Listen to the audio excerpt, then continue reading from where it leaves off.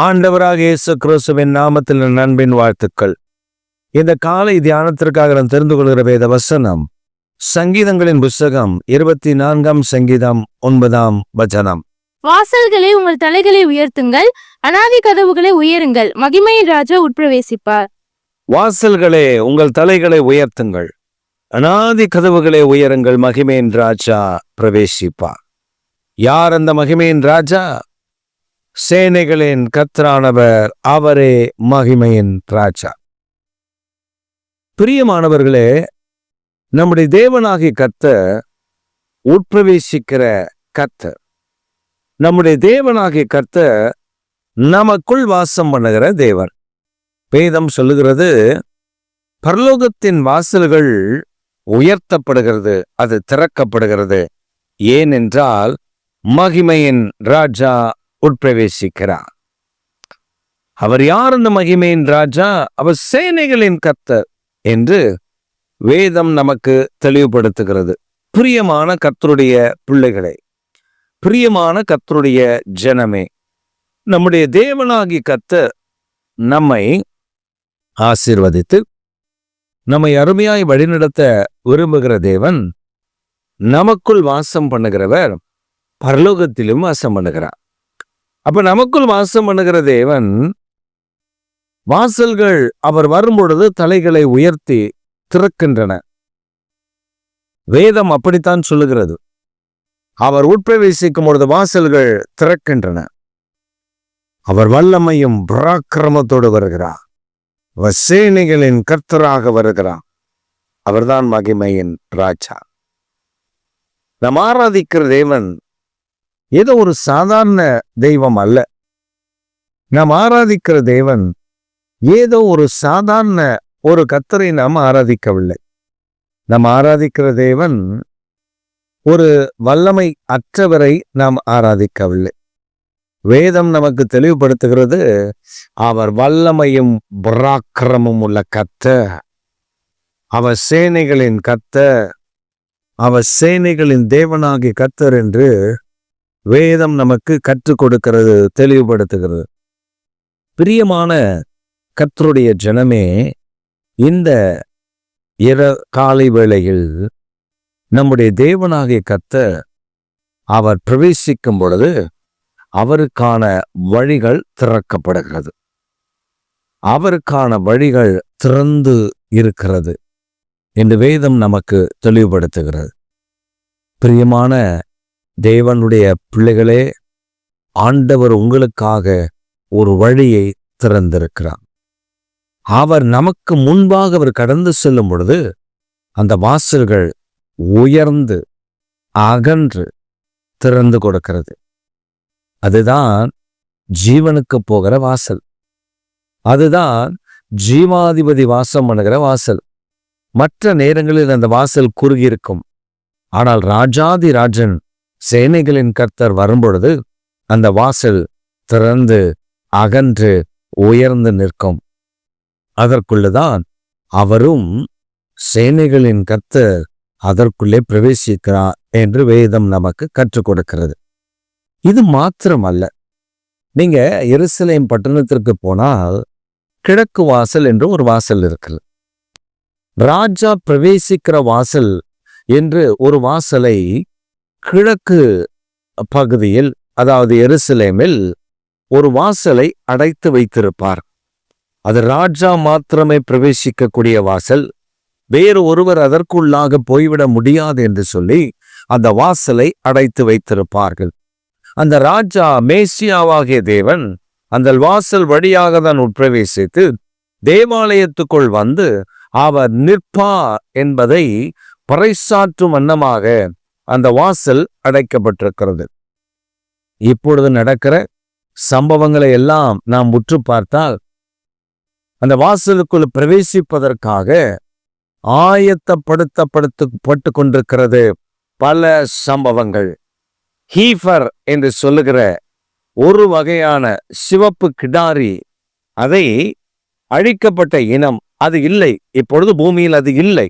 ஆனால் அதை இஸ்ரவேலில் உள்ள ஆசாரியர்கள் அந்த ஆசாரியர்களோடு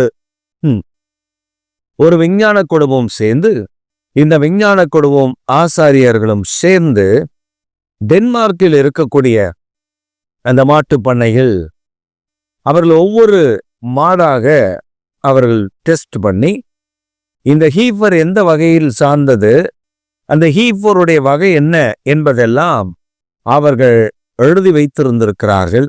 அதை கண்டுபிடித்து அழிக்கப்பட்ட இனம், ஆனால் இப்பொழுது ரெட் ஹீஃபராக இல்லை, அது ஒயிட் ஹீஃபராக மற்ற இனங்களோடு மிங்கிளான இனமாக இருந்ததை கண்டுபிடித்து விட்டார்கள். அதை கண்டுபிடித்து பல ஆண்டுகளுக்கு முன்பே 2010 இந்த வேலை ஆரம்பித்தது. அந்த வேலையில் அவர்களுக்கு முதல் ஹீஃபர் தோல்வி அடைந்தது. காரணம், அந்த ஹீஃபரை அவர்கள் ஆராய்ச்சி செய்த ஜீனை பிரித்தெடுத்து ஹீஃபருடைய ஜீனை மாத்திரம் வைத்து அவர்கள் அந்த கன்றுக்குட்டியை உருவாக்கின பொழுது அதுல சில வெள்ள முடிகள் வந்து விட்டது. அதனால் அதை ரிஜெக்ட் செய்து விட்டார்கள். பின்பு மற்றொரு ஹீஃபரை அவர்கள் உருவாக்கின பொழுது அது முழுமையான ஹீஃபராக வந்தது. ஆனால் பெண் கவ்வாக, அதாவது மாடு பால் கறக்கும் மாடாக அது வந்துவிட்டது, கவ்வாக வந்துவிட்டது. அதனால் காளையாக இல்லை, பசுவாக வந்துவிட்டது. அதனால் அந்த ஹீஃபரை அவர்கள் வைத்து கொண்டு அதன் மூலமாக இன்னும் பல குட்டி ஈனும்படி அவர்கள் செய்து, இப்பொழுது அது குட்டி ஈன்று அந்த குட்டியை ட்ரையலாக, அதாவது எப்படி பலி செலுத்த வேண்டும் என்று ஒரு முன் ஓட்டமாக எருசலேமில் பலி செலுத்தி இருக்கிறார்கள், பலிபிடத்தை செப்பனிட்டு. இப்பொழுது ஒரிஜினலாக இந்த ஆகஸ்ட் மாதத்தில் ஒரிஜினலாக அதை பலி செலுத்த போகிறோம் என்று சொல்லிக் கொண்டிருக்கிறார்கள். அதிலிருந்து தேவாலயத்தின் பலி ஆரம்பித்து விடும். ஊரெல்லாம் வே டு டெம்பிள் அப்படி என்று சொல்லி அவர்கள் போர்டையும் வைத்து விட்டார்கள். ஆனால் இன்னும் அந்த மாஸ்க் என்று சொல்லுகிறதான இஸ்லாமியருடைய வழித்தலங்கள், அங்கே வழிபாடு தலம் அங்கேதான் இருக்கிறது. கொஞ்சம் இடம் மாத்திரம்தான் இவர்களுக்கு ஒதுக்கப்பட்டிருக்கிறது. அந்த கொஞ்ச இடத்தில் பலிபீடத்தை அவர்கள் வைத்து பலி செலுத்த போவதாக சொல்லிக் கொண்டிருக்கிறார்கள். அப்படியானால் இஸ்ரவேலின் ராஜாவாகிய கர்த்தர் அவர் நகரங்களுக்குள் பிரவேசிக்க போகிற நாட்கள் வந்துவிட்டது. அப்ப அவர் அந்த நாட்கள் வரும்பொழுது அவர் இன்னும் துரிதமாய் சீக்கிரமாய் தன் சேனைகளோடு அவர் தேவ ஆலயத்தில் எருசலேமில் இறங்கி வர போகிறார். அவர் அப்படி இறங்கி வரும்பொழுது ஒலிவமலை 2ஆக பிளக்கும். ஒலிவமலை 2ஆக பிளந்துவிடும் என்று வேதம் நமக்கு கற்றுக் கொடுக்கிறது. அப்படி அந்த ஒலிவமலை பிளக்குமா என்று ஆராய்ச்சியாளர்கள் அவரிடத்தில் கேட்டால் அவர்கள் சொல்லுகிறார்கள், ஒலிவமலை இப்பொழுதே அந்த மலை பிளந்திருக்கிறது, அதுல ஒரு கட்டிடங்களையும் கட்டுவதற்கு இப்போதைக்கு அனுமதி இல்லை என்று சொல்லி இருக்கிறார்கள். அதுல பெரிய பெரிய ரெஸ்டாரண்ட் எல்லாம் கட்டப்பட்டு மூடப்பட்டு விட்டது. ஒலிவமலை 2ஆக பிரிந்து நிற்கிறது. அது ராஜா சேனைகளின் கர்த்தர் கால் வைக்கும் பொழுது அது 2ஆக பிளந்து விடும் என்று வேதம் நமக்கு சொல்லி கொடுக்கிறது. பிரியமானவர்களே, நடக்கும் காரியங்களை எல்லாம் பார்த்தால் இயேசு கிறிஸ்துவனுடைய வருகை அதிசீக்கிரமாய் இருக்கிறது. அப்படியானால் நாமும் அவருடைய கரத்தை பிடித்து கொண்டு அவரோடு கூட இணைந்து கொண்டு அந்த வாசலுக்குள் பிரவேசிக்க ஆயத்தப்பட வேண்டும். தேவனுடைய வாசல் திறக்கப்படும் போது நீங்களும் நானும் அந்த வாசலுக்குள் அவரோடு கூட பிரவேசித்து விட்டால், அந்த வாசலுக்குள் பிரவேசித்து விட்டால் பரலோகத்தின் மகிழ்ச்சி, பரலோகத்தின் சந்தோஷம், பரலோகத்தின் மேன்மை நமக்கு உண்டாகிவிடும். அதை இழந்து விடாதபடி அதை அதற்காக நம்மை ஆயத்தப்படுத்தி வைத்திருக்கிற நம்முடைய தேவாதி தேவனுடைய கரத்தை பிடித்து பிரவேசிக்கும்படி ஆண்டவர் நமக்கு கிருபை தருவாராக. ஆதலால் பிரியமானவர்களே, இந்த காலை வேளையில் வாசல்களே உங்கள் தலைகளை உயர்த்துங்கள் என்று அவர் சொல்லும் மாத்திரத்தில் வாசல்கள் உயரும், அநாதி கதவுகள் திறக்கும். அதற்குள்ளே கர்த்தரும் இரட்சகருமான என் ஆண்டவர் உட்பிரவேசிப்பா. அவர் மேன்மையும் மகிமையுமான காரியங்களை செய்து விடுவார். ஆதலால் நாமும் அவரோடு கூட அவர் கரங்களை பிடித்து அந்த ஆசீர்வாதமான காரியத்திற்குள், வாழ்க்கைக்குள், நித்திய ஜீவனுக்குள் பிரவேசிக்க கர்த்தர் நமக்கு கிருபையும் இரக்கமும் அருளி செய்வாராக. இந்த தரிசனத்தோடு, இந்த திட்டத்தோடு நானும் என் தேவனுடைய கரத்தை பிடித்து கொள்ளுவேன்.